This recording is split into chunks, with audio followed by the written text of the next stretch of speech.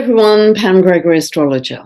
A lot to talk about today. I'm here to talk about the full supermoon that we have coming up in Pisces right at the end of August, and also looking into the first half of September. But just before I get to the full supermoon, a reminder that we have Uranus moving stationary retrograde. That's happening on the 29th of August, and we will feel that like a huge ship turning around. We will feel that several days to either side. So really the week running into that full supermoon right at the end of the month, we are going to be feeling much stronger Uranian energy. And if you think of the symbolism of Uranus, you can probably do this bit of the video yourself. It's very much linked to earthquakes, the planet of earthquakes and volcanoes of all kinds. It can be real earthquakes, volcanoes, political or financial ones.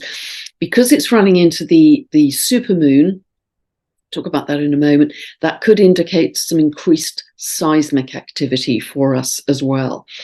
So be aware of that. But as well as earthquakes and volcanoes, it's to do with sudden radical changes, surprises. It can be power cutouts, it can be cyber attacks, very much truth coming to light. Uranus is the planet of truth. It's the planet of awakening. It's the planet of Kundalini as well. So any or all of those things could start to manifest in that final week of August. But the full supermoon itself, this is the third one in a row of 4. It is the closest and therefore will appear the biggest and brightest of that row of 4. And that means that the moon is at the closest point this year to the Earth in its orbit. And so let's hope wherever you are, you have clear skies to see a big, beautiful moon, because they really are spectacular. But equally, as all sailors know, the tides can be higher and they have a very strong gravitational pull on the tectonic plates, but also on our psyches too. So it's going to be a powerful one in lots and lots of ways. I've got so much to talk about here. So it happens on the 30th of August. It happens at 6:35 p.m. Pacific, and it happens the next day, the 31st, at 2:35 a.m. UK time. And it's at 7 degrees, 25 minutes of Pisces. Now, Pisces, I mean, any full moon tends to bring things to a head because it's the peak of the moon cycle, particularly feelings and emotions. And Pisces certainly falls into that category because not only is it a water sign linked to our emotions, it's one of the most sensitive water signs. So it's to do with kindness, with empathy, with sympathy, with compassion. It's very much connected to the spiritual, connected to source, connected to oneness, connected to unconditional love and healing. You know, has a very beautiful side to it. It's also the planet, the sign that is very linked to creativity as well, artistic, creative, of all kinds. And because we still have Venus moving through Leo, this can be really quite spectacular creativity, you know, very bright colors, particularly artwork, that kind of thing. So it's very well used for that kind of thing. So we're going to be having a lot of feelings at this time. We could have great feelings of compassion for others as well, those less well off than ourselves, because Pisces wants to care for the vulnerable, the less well off. It's the most egoless sign at its best. It can be really quite devotional. So these are all expressions of Pisces that can be very well used at this time, where we have great compassion. We're holding sacred space for others. It can also feel, and this is true of Neptune, its ruler as well, it can bring a feeling of overwhelm or confusion, or it's all too much. And that's particularly because we've also got 5 planets in mutable signs. And mutability can be wonderful in terms of our adaptability and flexibility and seeing things from other people's points of view. But when we have a lot of mutability and this very strong emphasis in Pisces, it can all just feel too much. We can just feel absolutely overwhelmed and kind of can't see the wood for the trees, because Pisces is linked to illusion, really. And this is linked often to the theatre, where an illusion is put on at the theatre, the theatrical performance. But this bright, big, full supermoon could be shining a light on disillusionment, the illusion collapsing for you, or disappointment, or any kind of deception. That's very linked to Pisces and Neptune. Deception, scandals, things have been not quite what they seem. It's linked to the media. It's linked to drugs, pharmaceutical drugs. So it's going to be shining a very bright light on all of those. Pisces and its ruler Neptune, they're also linked to the blood, linked to liquid things like water, obviously Neptune, Lord of the Sea, but also to the blood. And that really takes us to this full moon, because at any full moon, you have the sun and moon opposite each other. And this is certainly an axis of service, because one end, sun in Virgo, wants to be of practical service. What can I do to help? Can I make soup? What can I do in a crisis to help? Whereas Pisces is working more with energy, with caring, sympathy, empathy, compassion, but also working energetically. So both ends of that axis are to do with service, being in service to others. Often people who enter monasteries, nunneries, have a strong Pisces emphasis as well, because they're giving themselves up to help others in society. It's also the axis linked to health, because Pisces and Neptune, as I've said, are linked to the blood, and Virgo is linked to tiny things, microbes, bacteria, that kind of thing you can see under a microscope. It's also linked to the gut, the microbiome. And Virgo's process is it wants to get everything running like clockwork, getting everything categorized, everything in its right place, everything running like clockwork. And whether that operates in a kind of business context or in a health context, it wants to get the body running like clockwork, very much linked to nutrition and the gut as well. So health is coming up strongly here as a potential expression at this full supermoon. The other area I'd really highlight is dreams, because Pisces and Neptune, its ruler, are very, very linked to our dreams. So if you don't already keep a dream diary, I would definitely do this running up to this full supermoon and write through it, and ongoing, actually. And if you just keep a pad and pen by your bed, and the trick is when you wake up, don't open your eyes, and don't change position. Just keep your eyes shut, hold the same position, recall the dream, and then write it down, because the moment you open your eyes or you move, it's just gone there.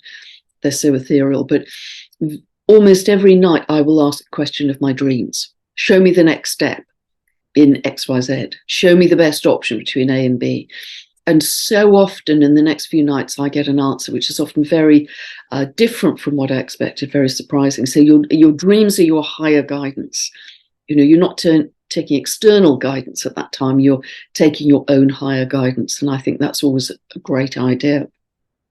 So all of us are increasing our psychic sensitivity as we go forwards, our telepathy, our healing ability. But again, they may be highlighted in some way at this full supermoon.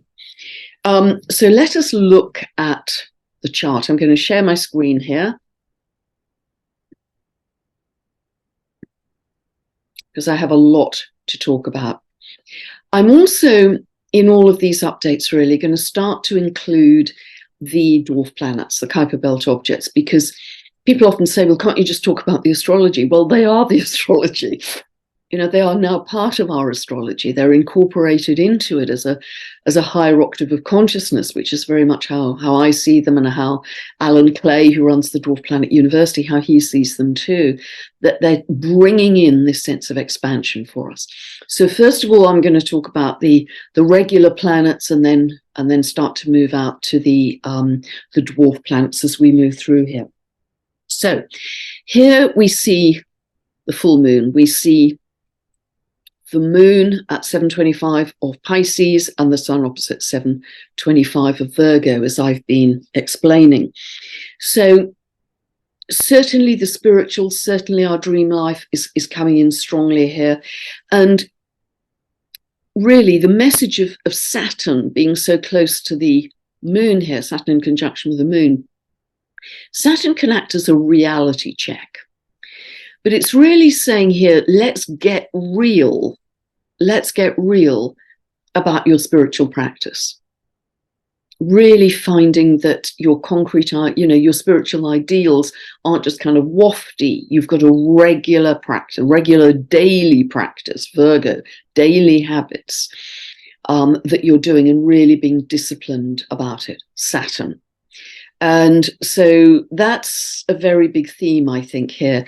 And also this sense of tuning into the divine in a bigger way, not simply because it's in Pisces, but we also really for the rest of the year have this sextile between Neptune and Pluto. And whenever we have an aspect between Neptune and Pluto, it has the potential to bring in the paranormal. A sense of multi-dimensionality, slipping quite mystically into other dimensions we've never experienced before. So that sextile actually reinforces this whole Piscean theme, and also Saturn conjunct the moon. And remember what I've been saying about Saturn, that there's a sense of linear time dissolving as we shift into higher frequencies, because linear time is very much under the boundaries of 3D, really, and also this dissolution of our sense of time, but also the very tangible reality that we've lived through. That is gradually dissolving, I think, particularly over the next 3 years. So, other aspects to talk about here. So much to talk about. We have Jupiter and Uranus here, which aren't in conjunction quite, they're a little bit wide, but they are both trine to Mercury in Virgo. And this is, again, about this ongoing theme of truth coming to light. Truth coming to light. I think a huge amount of truth is coming to light, particularly on alternative channels, Uranus. But Uranus is about clarity, truth, the piercing sword of truth. Jupiter is also about truth, honesty, justice in its rulership of Sagittarius. So I think we'll see more of that and coming into the news, Virgo. But also this is about thinking big, thinking expansively, thinking of a bigger future vision, Jupiter, Mercury, of where we are moving to. Both Uranus and Jupiter are about the future, actually, a future vision here. And actually, if we take the midpoint of Jupiter and Uranus, it's at 19 degrees of Taurus, and that's exactly 19 degrees of Virgo is where Mercury is. So Mercury is kind of highlighting the midpoint of Jupiter, Uranus. And that's interesting because this could give us a glimpse of what is coming down the road when we have an exact conjunction, a very important conjunction between Jupiter and Uranus next April 2024, that I think will be very much about an expanded, yet again, another jump in our consciousness, an expanded sense of consciousness, because Uranus is higher mind and Jupiter expands. It is also very likely to bring in more galactic news, information, and even contact. So Mercury could give us a glimpse into that. But just as the last couple of updates, it's also about really making physical, because these are, earth signs, Taurus, Virgo, making physical what that future vision is. And how are we making it physical? Are we actually doing something in terms of building communities, literally building structures? Is it about inventing new food growing agriculture systems, Taurus? This is also likely to bring in, over the coming months, I believe, more financial changes. And that is because Venus here as well, Venus is linked to money, currencies, values, that kind of thing, is square to Jupiter here. So actually that's something very positive. See where Venus and Jupiter are falling in your chart in There are different houses, Taurus, Leo. If you don't know what I'm talking about, you can download a free birth chart from my website.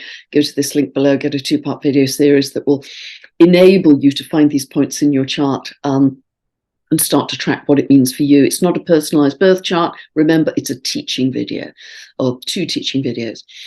But by the end of September, Venus will be again, for the 3rd time, I believe, square to Uranus. And that could start to bring in a lot more about digital currencies.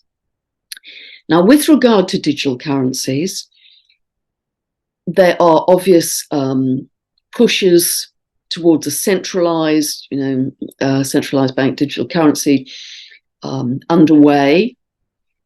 But remember that centralization is really under the auspices of Capricorn, top-down structures, centralized structures. But Pluto, as we know, is moving back into Aquarius in January and fully in November next year for the next 20 years. And Aquarius is decentralized energy. It's networks, it's grassroots, it's bottom-up, it's ordinary people coming together and growing communities from the grassroots up, no longer the top-down, a much more equal and horizontal society. So the direction of travel is decentralized. Astrologically, I want to be clear on that. So, be aware of these movements that are happening and be observant to the astrology as well. So, the other thing I would point out in terms of truth coming to light as well is Orcus, the dwarf planet Orcus that I've talked about, who's linked to the Etruscan god of the underworld. He is exactly by degree at the midpoint of the Sun and Mercury here. So he is the punisher of oath breakers, those who break spiritual law, sacred and divine law, and he takes them down to the underworld and he makes them see the light. It's a little bit linked to the myth of Persephone, actually, but he makes them see the light. So again, because this is Virgo, it's about the facts, it's about the information, it could be related to health. We will see what unfolds, but Orcus is very much somebody who demands truth again. So there's some very strong themes about that. And actually, although it's wide, we have a conjunction here between the Sun at 7 of Virgo and Black Moon Lilith at 0 of Virgo. And Black Moon Lilith in her symbolism is very, very like Eris. They are both female, they're both divine feminine, they're both female energies, but very similar, very feisty, uncompromising. Black Moon Lilith will, no holds barred. Black Moon Lilith will not give in. She will stand up against any linked to the whole myth of Adam and Garden of Eden, etc., that she wouldn't submit to Adam. She is very fierce in sovereignty, principles of sovereignty, and I think that's really interesting here. So moving to Eris here. Now, Eris, as you know, because Eris is extremely slow-moving, 560-year orbit, the North Node is gradually closing in on Eris. Now, be aware, and I don't want to get into the technicalities here because this video is going to be quite long anyway, but there's a true node which measures the exact position of the North Node and the South Node, but there's also what's called the mean node, which is sometimes software takes the average. A mean is like an average point, but they're within a couple of degrees of each other. But nevertheless, the nodal axis, because it always moves backwards, moves retrograde, is increasingly moving. It's backing up into this conjunction to Eris. And really this conjunction to Eris is going to be really exact, I would say, certainly by degree all through September and early October. So what does that mean? Well, it means that the North Node in a general chart like this, we're looking at the collective here. So the North Node here is our collective soul's path of growth at this time, our collective soul's path of growth at this time. And it's conjunct Eris. It's very interesting. A lot of people have written to me and said this alleged new variant has been named Eris. And Eris most certainly is known as the goddess of chaos and discord. Absolutely. But she is also, her purpose in going through that process of chaos and discord is absolutely, a bit like Black Moon Lilith, absolutely to get to the truth, to justice, and to a fairer society. She fights against elitism, against deception, against injustice. And just like Black Moon Lilith, she is unrelenting in doing that. She's the warrior sister of Mars. So it's going to be very interesting to see how that plays out, because she has tremendous beneficial purpose for the collective. So another broad thing to say here is going to be, my goodness, there's going to be a lot going on this year. I mean, have no doubt. So although as we enter September, we have 6 planets retrograde, and Jupiter actually moves retrograde also on the 4th of the month, 4th of September at 1534 of Taurus.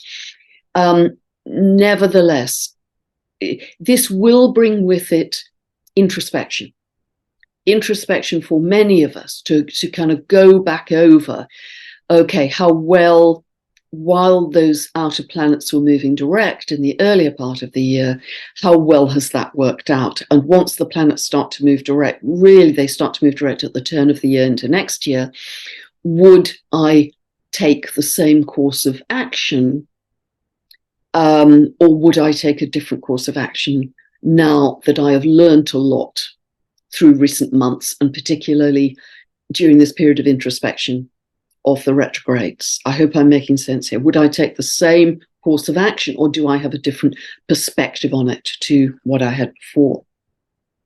And with respect to Jupiter at 15 of Taurus, if you have any planets between 13 and 17 of the fixed signs, they are Taurus, Leo, Scorpio, Aquarius. I tend to work with squares all the time, the hard aspects. You may well have a sense of expansion coming in what is being aspected in your chart. So that could either be at the Jupiter end, Jupiter where it's traveling through a particular house area for you for about a year, can often bring this sense of expansion, but it can also bring expansion to whatever it is aspecting between 13 and 17 degrees of those fixed signs, if you have planets or angles there. Now, it's interesting also to note that through September, the outer planets, and I'm including Jupiter in this as well, only move about a degree. Saturn moves about 2 degrees through the month. The others, Jupiter outwards, Uranus, Neptune, Pluto, etc., only move a degree. So they are drilling down on where they are. Therefore, that means if you have any planets, let's take Uranus, for instance, Uranus at 23 of Taurus. I mentioned in the last video, it hasn't been at that degree since the 1940s. It's got an 84-year orbit. This is a once-in-a-lifetime transit. So if you have anything between around 21 and 23, because it's now moving retrograde, remember, 21 and 23 degrees of the fixed signs, remember, Taurus, Leo, Scorpio, Aquarius, you could start to have this restlessness, this urgency of time running out. I've got to make a change. I've got to get on with this. It wants to break up old, stale, routine patterns. And if you don't do that voluntarily, very often the change comes suddenly from the outside, which is less comfortable. There's a sudden curved ball or disruption. So it is highlighting what you have already outgrown in your consciousness. So be aware, if it's aspecting planets and angles, be very aware of that sense of there's a deep need for change. Now, Pluto, again, I've mentioned this in recent videos, in the last couple of degrees of Capricorn, it hasn't been in that position since 1798, because it does a 248-year cycle. So if it's aspecting any of your planets or angles between kind of 27 and 29 of the cardinal signs, Aries, Cancer, Libra, Capricorn, it is going to bring a great deal of intensity into your life. Could be power play, could be manipulation. But Pluto also demands change. These are massive archetypes, Uranus and Pluto. massive archetypes of change. With Uranus, it's a sudden, quick, radical, rapid change very often. With Pluto, it's deep, intense, permanent change, death and rebirth, endings and beginnings, transformative. So things, people, circumstances can often move out of our lives in a very profound way at these times with Pluto in order to birth a whole new episode. So these are really very significant indeed. And they're, drilling down on where they are. So if it's aspecting planets or angles, you're gonna most certainly feel it. Also, I think looking forwards as well, another aspect I'd like to just pick up before I move to the dwarf planets is that we have a quincunx here, what a tight quincunx between Saturn and Mars at 2 degrees of Libra. And this really takes us back, I think, to putting your spiritual ideals into practice, because Mars will give energy to that. And I think the quincunx to Mars is saying, do it with love, and do it with balance, and do it with equality and fairness in mind. So when you are in your spiritual practice, think of Libra, ruled by Venus, do it with love, and think of it being fair for all. I mean, something I do before every video, and if I'm doing any interviews or whatever, before I get onto video publicly, or actually even start any research or any writing, I will set a clear intention, let this be for the highest good of all. Whatever it is, let my work be for the highest good of all. And that's, I think, a very good start point with whatever you're doing. Okay, so let me now move to the dwarf planets, because some of these I haven't talked about before. I've just mentioned Orcus, yes, and I've mentioned Eris, but other ones that are very interesting. So the one I'm going to take first is Gong Gong. It's spelt Gong Gong, it's pronounced Gong Yun, I understand, Gong Kun, Gong Kun. And this has a very long orbit similar to Eris. It has a 554-year orbit, so it's going to stay at that point for a long time, 5 of Pisces. So it is the only dwarf planet that has a Chinese name. And this is actually linked to the Chinese god of flooding. Now, it's interesting, isn't it? Pisces, ruled by Neptune, a lot of water here, linked to flooding. And it's also linked very positively to the cleansing of the astral body. And again, I want to credit Alan Clay and his research with this. But in myth, Gong Kun rode a black dragon. It said he was a pretty kind of wild-looking god. And in the myth, he was angry that the throne of heaven had been handed to a fire god. And so he smashed his head, it is said, against Buzhou Mountain, Buzhou mountain. And Buzhou Mountain held up one of the pillars of the sky. So in this smashing of Gong Kun's head, it actually destabilized the sky. So the sun, the moon, and the stars started to tilt towards the northwest, whereas the land started to tilt slightly towards the southeast, which is said to have created our seasons. So now Gong Kun was discovered in 2007. And that's very interesting because at that time, I think it was the middle of the year 2007, because at that time there was a lot of flooding. In the UK, I think it was the wettest summer on record, lots of flooding in the south of England, in southern Europe, in India, Japan, Taiwan, southern Korea. So it is linked to flooding, but more positively, the myth is also linked to managing flooding, managing farming in a more productive way. And it also is linked to this very cleansing effect of cleansing of toxins as well, which I think is actually picked up by another planet I'm going to be talking about in a moment. So that's Gong Kun. So he reinforces some of the Pisces and Neptune themes here. The astrocartography for this supermoon is it's kind of skimming the east of Australia. It's running through northeastern Canada and kind of southwest across the middle of the US. But let's just see what unfolds, because, as I say, it can unfold in different ways with just a lot of emotion around some of the themes I've talked about.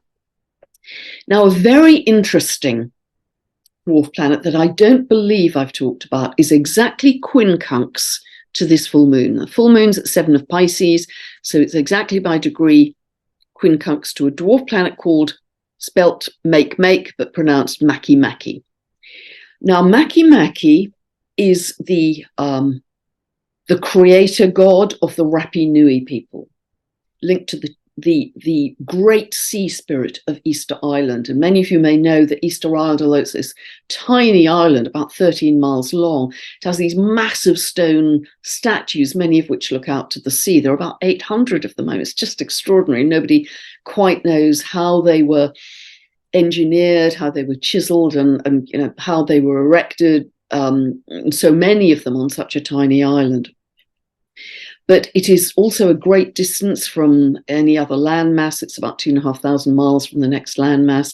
But it was inhabited, although it has no fresh water supply itself, it just had ways of collecting rainwater. And it was largely Polynesian people who inhabited the island, and they were extremely skilled sailors, navigators, and they developed a very successful ecosystem. You know, they had plenty of food, and the whole island thrived with lots of trees and forests, and it was all very healthy. And then starting in the 17th century and going into the 18th, European, essentially pirates, arrived, and they had rats on the ship, and the rats got onto Easter Island, and both the rats and the people brought diseases with them, smallpox and that kind of thing. These Europeans chopped down a lot of the trees and really pillaged the island. And there was a lot of sickness. This is historically true, apparently. And therefore, there was ecological disaster. So one of the themes of Makemake is ecological disaster, you know, the environment being sacked and pillaged, as it were.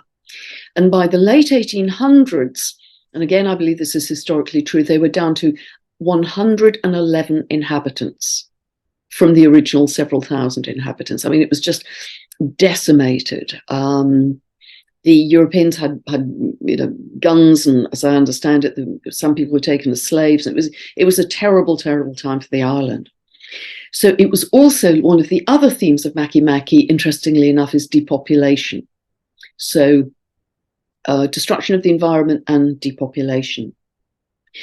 But one of the wonderful things about, you know, what I love about these dwarf planets, yeah, they don't have a kind of very pretty beginning to the myth, but there's always a much more positive end to the myth, or at least so far as I've discovered.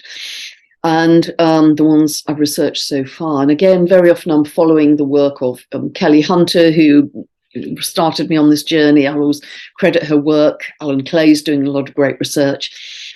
But the research from Makemake, as well as those good people, also comes from an astrologer called Alison Chester Lambert.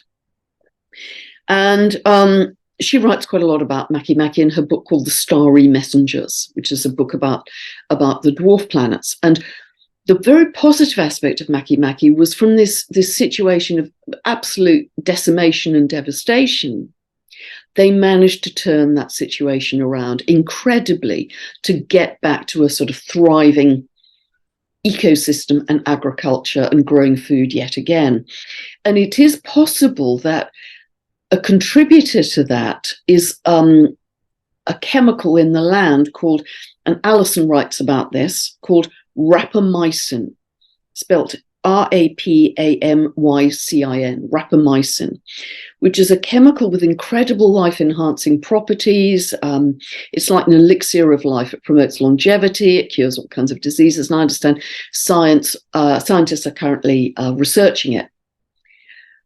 But isn't that interesting? So because it's very similar to Homer with her regenerative principles, her turning around of ecological disaster with her magic stick, the Macaulay, so she could summon wild food from devastated land. And really, Makemake and Haumea go hand in hand, one as the male creator god and Haumea as the female, in their regeneration, their powerful regeneration from situations which could look hopeless into something very positively. And they do it very quickly, given the scale of the problems. And I want to really quote from Alison and her book about Haumea, because I've talked a lot about Haumea, how she can birth babies from all over her body. She's just an incredible regenerative principle. She's linked to the fertility goddess in Hawaii, and in her fire goddess aspect, she's said to have birthed the 8 islands of Hawaii. But I want to read what Alison said, because it really kind of electrified me. And what she said is, and I'm quoting from the book here, Haumea, she is great and fearless and has 8 different forms, ranging from a shark to a goddess or a spirit or a human woman. Haumea gave birth to children from her brain. Remember, she can birth babies from all over her body, amidst slime, and by that I understand Alison would mean primordial slime, and they would become chiefs, islands, or human babies. And this is the sentence that really got me. So to put it in a nutshell, she's Mother Nature transformed into anything. She's Mother Nature transformed into anything. Now, some of you may remember, and this, I don't know if this is what Alison meant, but certainly you may remember last November when I was in terrific pain with my knee, and I had some injections from my own blood plasma called platelet-rich plasma, PRP injections, and you can go and research them yourself. But that happened in late November, literally just as Haumea had tipped into Scorpio. Now, Scorpio, if you think of the glyph, it has a kind of sting in the tail, as it were. And Scorpio is a sign that is also linked to medicine, but more in an investigative sense and more in a kind of injection sense. So it was extremely interesting to me, and that's what I referred to in the video when I made it last November, that just as Haumea, as a regenerative principle, had tipped into Scorpio, the planet of medicine, and here was I having an injection of my own blood plasma, which apparently stimulates stem cells to repair the knee. And I was saying at the time, is this the beginning of regenerative medicine? Using stem cells. Now, I know stem cells are already being used quite widely, but Haumea is currently, right as we can see here, right at the end of Libra, but she re-enters Scorpio in November for many, 20 to 25 years we're looking at. So with Alison's sentence there about, Haumea can become anything, well, that's what stem cells do, as I understand it. They go to where the body needs repairing, and almost like a salamander, they can repair and regenerate. So what I'm trying to say here with great excitement is, is Haumea, as she re-enters Scorpio, really saying we are entering a very big period of stem cell regeneration, used much more widely in medicine. I mean, much, much more widely than it has been used to date. Using your own stem cells, your own blood plasma, which is what I had for my knee, and it was very significantly helpful. So I share that with you because I think it's incredibly exciting, because there's with all of these dwarf planets, they come from either chaos or decimation, but they all, as part of their myth, and partly as terms of quantum manifestation, turn it around quickly. And that gives us great hope, I think, going forwards. So I'm going to stop sharing my screen here, and I hope those insights are helpful. Something else I saw just the other day, and unfortunately I can't get a link, but I'll link you to this chap's website. There's a chap that many of you may be extremely familiar with called Darryl Anker. He's an American chap, and for many, many years he's channeled a being called Bashar, Bashar. I love Bashar's wisdom. And I've been trying to say this in lots of my videos, but the way Bashar said it was just, I think, incredibly helpful and visual and clear. Because I've been talking a lot about the bifurcation, the fork in the road, etc. And what Bashar was talking about was the fact that as we shift to a higher vibration, a higher frequency, we are actually creating a parallel reality, which we are. A parallel reality to the 3D one we've lived in all our lives and known. It's kind of running alongside. And he described this as glass walls between them. Glass walls between these realities. Now, obviously, for most of us, we still have to have one foot in 3D to operate in our lives. But increasingly, we are building this higher timeline, this higher parallel reality of fifth dimension, of love, of expanded consciousness. And what Bashar was saying, as the days go by, those glass walls are becoming thicker. They're becoming thicker. So the choices we make are more clearly being defined into one fork in the road, one reality or another. And that's absolutely in my bones how I feel. So this is coming back to what I've been talking about for quite some months now, of this choice that Pluto squaring the nodal axis is really saying to us: are you choosing fear? Are you choosing love? Because you can't do both at the same time. If you're choosing fear, you're back into 3D. If you're choosing love, you're in the expanded consciousness. Are you operating as a victim? You're in 3D. Are you operating as a powerful co-creator? You're in the higher timeline, the higher parallel reality. And the glass walls are getting thicker all the time. So we can observe each other's reality. But less and less as we move forward are we going to be participating in it, because we've made our choice. And the way you get to that higher timeline, as I've said so many times, is by feeling love. Feeling love for your partner, your child, your pet, or just for nature. You can't think of anything else. I welcome in an expanded consciousness of love. Because as soon as you feel that expanded consciousness, as soon as you feel love, that is an expanded consciousness. It's actually measurable that we shift in frequency. Love equals expanded consciousness.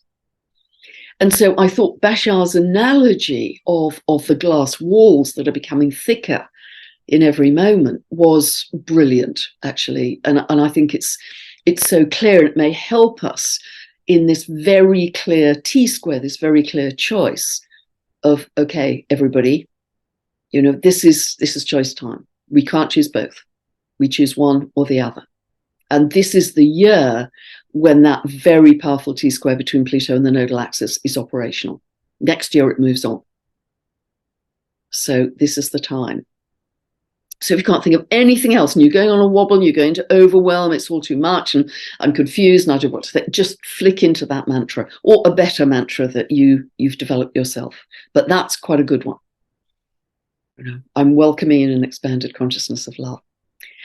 A hugely long video here. I may turn this last section into a shorter one as well. We'll see. But anyway, I do hope it's helped you a lot there. If you want more information about my books, my teaching videos, my long monthly newsletter, just check out my website, pamgregory.com. Thank you so much for listening if you stayed with it till the end. God bless. Bye for now.